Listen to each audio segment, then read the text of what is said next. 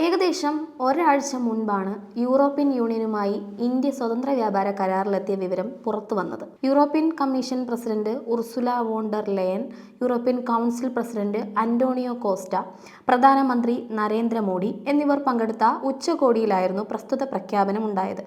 പക്ഷേ ഇന്ത്യയുമായി US കരാറിലെത്തിയിരിക്കുന്നുവെന്ന വിവരം വെളിപ്പെടുത്തുന്നത് US പ്രസിഡന്റ് ഡൊണാൾഡ് ട്രംപ് ഏകപക്ഷീയമായിട്ടായിരുന്നു. തിങ്കളാഴ്ച രാത്രി സമൂഹമാധ്യമത്തിലൂടെയുണ്ടായ ഈ വെളിപ്പെടുത്തൽ സ്ഥിരീകരിച്ചിട്ടുള്ള പ്രതികരണം തൊട്ടു പിന്നാലെ സമൂഹമാധ്യമത്തിലൂടെ തന്നെ പ്രധാനമന്ത്രി നരേന്ദ്രമോദിയിൽ നിന്നുണ്ടാകുകയും ചെയ്തു. ഇന്ത്യയും USഉം രണ്ട് രാജ്യങ്ങളാണ്. അവിടെയാണ് ട്രംപും മോഡിയും സുഹൃത്തുക്കളെന്ന നിലയിൽ തങ്ങൾ ഉണ്ടാക്കിയ കരാർ സംബന്ധിച്ച് സമൂഹ മാധ്യമങ്ങളിലൂടെ ലോകത്തെ അറിയിക്കുന്നത്.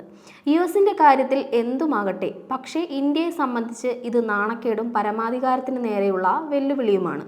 അത് മനസ്സിലാകണമെങ്കിൽ ഒരാഴ്ച മുമ്പ് ഇന്ത്യ EUവുമായും തിങ്കളാഴ്ച USഉമായും എത്തിച്ചേർന്നെന്ന് പറയപ്പെടുന്ന വ്യാപാര കരാറിന്റെ നടപടിക്രമങ്ങൾ താരതമ്യം ചെയ്താൽ മതിയാകും. യൂറോപ്യൻ യൂണിയനുമായുള്ള വ്യാപാര കരാർ എത്രത്തോളം ഇന്ത്യക്ക് ദോഷകരമാണെന്നത് സംബന്ധിച്ചുള്ള ആശങ്കകൾ തുടരുകയാണ്. പ്രതിപക്ഷ കക്ഷികളിൽ നിന്നും ശക്തമായ പ്രതിഷേധമുയരുകയും ചെയ്തു. ഇന്ത്യക്ക് എന്തെങ്കിലും നേട്ടമുണ്ടാക്കുമോ, പ്രത്യാഘാതങ്ങൾ എന്തായിരിക്കും എന്നീ കാര്യങ്ങൾ പാർലമെന്റിൽ ചർച്ച ചെയ്യേണ്ടതാണെങ്കിലും അതുണ്ടായതുമില്ല.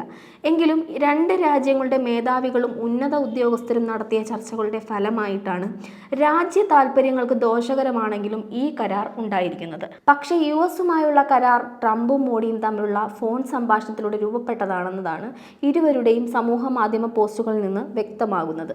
ഇന്ന് രാവിലെ ഇന്ത്യയുടെ പ്രധാനമന്ത്രി മോഡിയുമായി സംസാരിക്കാൻ കഴിഞ്ഞത് ഒരു ബഹുമതിയായി തോന്നി. റഷ്യൻ എണ്ണ വാങ്ങുന്നത് നിർത്താനും അമേരിക്കയിൽ നിന്നും വെനസ്വേലയിൽ നിന്നും കൂടുതൽ വാങ്ങാനും അദ്ദേഹം സമ്മതിച്ചു.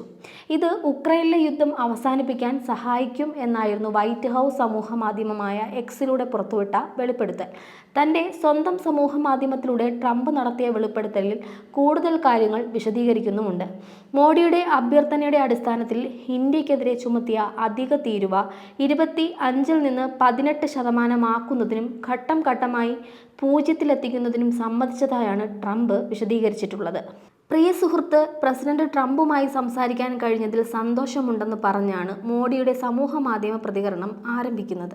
ഇന്ത്യയിൽ നിർമ്മിച്ച ഉൽപ്പന്നങ്ങൾക്ക് തീരുവ 18% കുറഞ്ഞ നിരക്കിലാക്കിയതിൽ സന്തോഷമുണ്ട്. ഈ പ്രഖ്യാപനത്തിന് 140 കോടി ജനങ്ങളുടെ പേരിൽ നന്ദി പറയുന്നു എന്ന് തുടരുകയാണ് അദ്ദേഹത്തിന്റെ പോസ്റ്റ്. സമാധാനത്തിനായുള്ള അദ്ദേഹത്തിന്റെ ശ്രമങ്ങളെ ഇന്ത്യ പൂർണ്ണമായും പിന്തുണയ്ക്കുന്നുവെന്ന് മോഡി കുറിച്ചുവെങ്കിലും റഷ്യയിൽ നിന്ന് ഇന്ധനം വാങ്ങുന്നത് നിർത്തിക്കൊള്ളാമെന്ന് ഉറപ്പു നൽകിയെന്ന ട്രംപിന്റെ വെളിപ്പെടുത്തലിൽ മൗനം പാലിക്കുന്നു. യഥാർത്ഥത്തിൽ USന്റെ തിട്ടൂരങ്ങൾക്ക് മുമ്പിൽ ഇന്ത്യ കീഴടങ്ങിയിരിക്കുകയാണ് ഈ ധാരണയിലൂടെ. ഇത് രാജ്യ താൽപര്യങ്ങൾക്ക് വിരുദ്ധമാണ്. രാജ്യത്തിന്റെ സ്വതന്ത്ര നയതന്ത്ര വ്യാപാര നയങ്ങൾ ട്രംപിന്റെ കണ്ണുരട്ടലിന് മുന്നിൽ പണയപ്പെടുത്തുന്നുവെന്നതാണ് ഒന്ന്. വിദേശ നയം അമേരിക്കൻ താൽപര്യങ്ങൾക്ക് അനുസൃതമായി രൂപപ്പെടുത്തുന്നുവെന്നത് മറ്റൊന്ന്. ദീർഘകാല ചർച്ചകൾക്കും നയതന്ത്ര കൂടിയാലോചനകൾക്കും ശേഷമാണ് ഇരു രാജ്യങ്ങളും തമ്മിലുള്ള കരാറുകൾ രൂപപ്പെടേണ്ടത്. ഇവിടെ രണ്ടുപേർ ഫോണിൽ സംസാരിച്ച് കരാർ രൂപപ്പെട്ടുവെന്നാണ് വ്യാഖ്യാനിക്കുന്നതെങ്കിലും മോഡിയെ ഫോണിൽ വിളിച്ച് ട്രംപ് ഭീഷണിപ്പെടുത്തിയെന്നാണ് അനുമാനിക്കേണ്ടത്. തീരുവയിൽ കുറവ് വരുന്നത് രാജ്യത്തിന് ഗുണമാകുമെന്ന വാദം അംഗീകരിക്കുമ്പോൾ തന്നെ റഷ്യയിൽ നിന്ന് എണ്ണ വാങ്ങുന്ന നടപടി അവസാനിപ്പിക്കുന്നത് രാജ്യത്തിന് സാമ്പത്തിക നഷ്ടം ഉണ്ടാക്കുന്ന കാര്യമാണ്. കാരണം കുറഞ്ഞ വിലയ്ക്കാണ് ഇന്ത്യ എണ്ണ വാങ്ങിക്കൊണ്ടിരുന്നത് എന്ന് മാത്രമല്ല, രാജ്യത്തിന്റെ വ്യാപാര തീരുമാനങ്ങൾ USന്റെ താൽപര്യങ്ങൾക്ക് അനുസൃതമാകുന്നത് പരമാധികാരം പണയപ്പെടുത്തുന്നതിന് തുല്യവുമാണ്. കൂടാതെ വെനസ്വേലയിൽ നിന്നുള്ള എണ്ണ വാങ്ങുന്നതിന് ഇന്ത്യ സമ്മതിച്ചുവെന്ന് ട്രംപ് കുറിച്ചിട്ടുണ്ട്. അങ്ങനെയെങ്കിൽ വെനസ്വേല എന്ന രാജ്യത്തിന്റെ പരമാധികാരം ഇന്ത്യ അംഗീകരിക്കുന്നില്ലെന്നും ആ രാജ്യം USന്റെ സാമന്ത രാഷ്ട്രമാണെന്ന ട്രംപിന്റെ അവകാശത്തെ പിന്തുണയ്ക്കുകയാണെന്നും കരുതേണ്ടതുണ്ട്.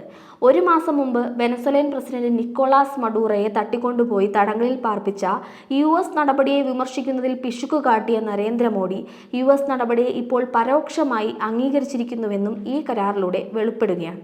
ഇവിടെയാണ് മോഡിയുടെ നെഞ്ചളവിന്റെ പേരിലുള്ള മേനിപ്പറച്ചിൽ പൊള്ളയാണെന്നും ട്രംപിന് മുന്നിൽ മുട്ടിടിക്കുകയാണെന്നും ബോധ്യമാകുന്നത്.